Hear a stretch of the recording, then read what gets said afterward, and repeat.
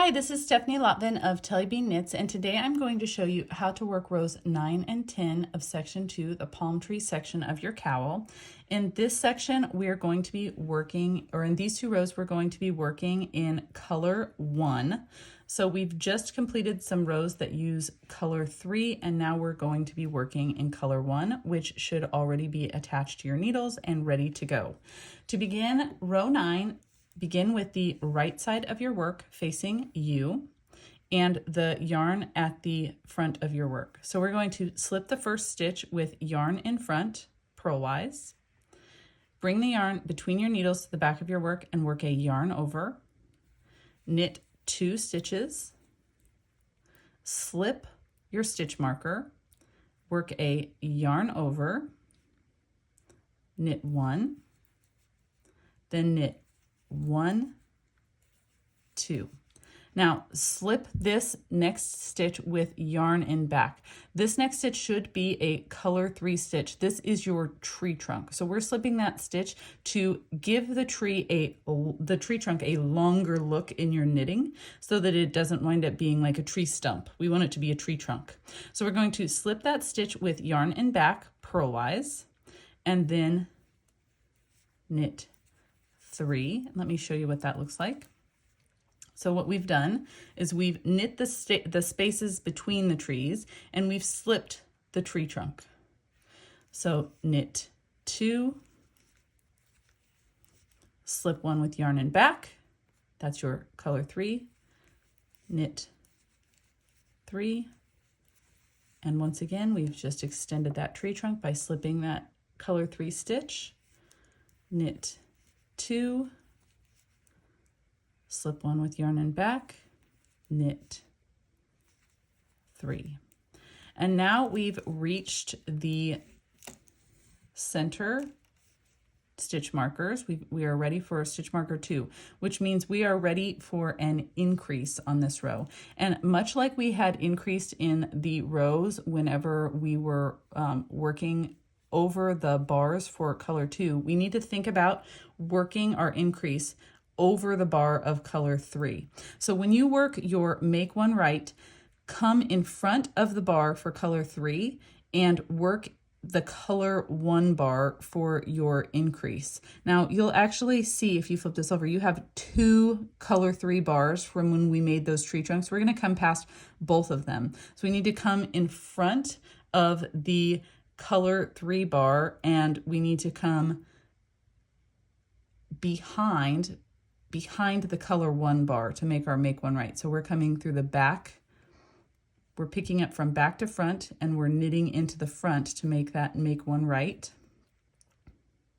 in order to hide those color 3 bars whenever we create that increase. We're going to slip the next stitch marker, and we are going to knit this centered stitch. Now the reason we're knitting this centered stitch is so that this looks like a fallen coconut instead of like a tree trunk with no tree top on it. Slip the 3rd stitch marker, and we are going to work the make one left in the same manner where we come in front of our color 3 bars and work the make one left into the color 1 bar. So for the make one left, you'll come from front to back into a color 1 bar and knit into the back of that stitch. And then we're going to knit 3 stitches and slip the color 3 stitch with yarn in back. We're going to knit until we come to our next color 3 stitch. You can see I've knit the 5 stitches between those tree trunks. I'm going to slip that stitch purlwise with yarn in back.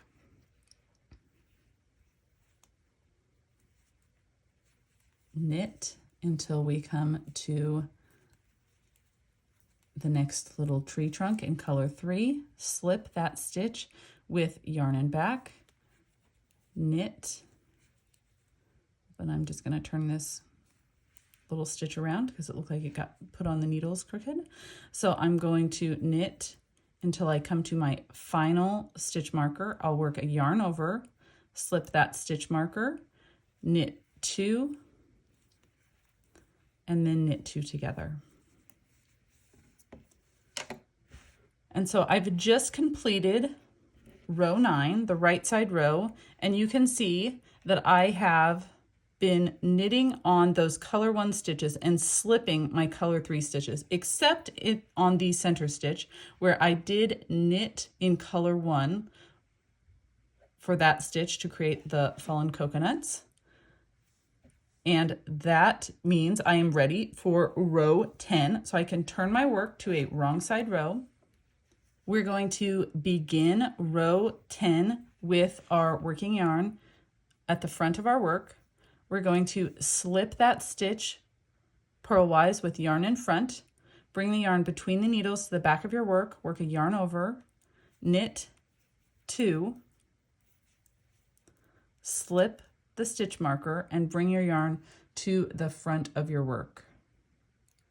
We're going to purl until we reach our tree trunk, our color 3 tree trunk. And then we're going to slip this stitch with our yarn in front.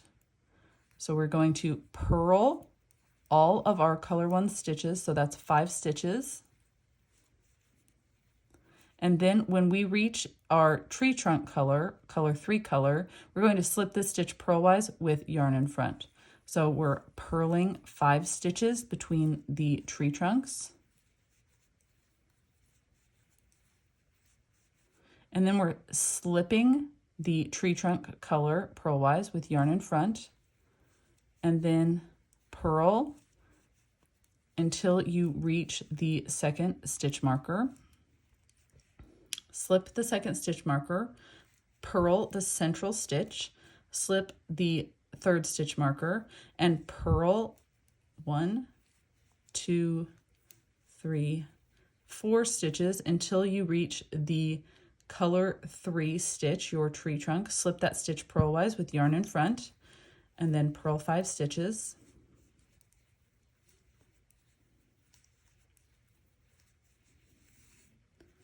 Slip 1 stitch purlwise, our tree trunk stitch purlwise with yarn in front, purl 5 stitches.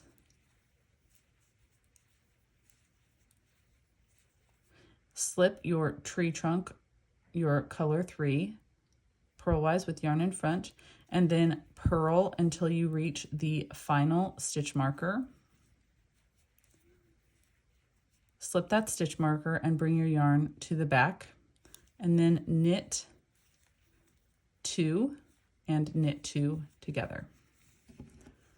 At the end of row 10, you'll see that you can see your tree trunks centered under your tree tops, but that the central stitch is worked in color 1.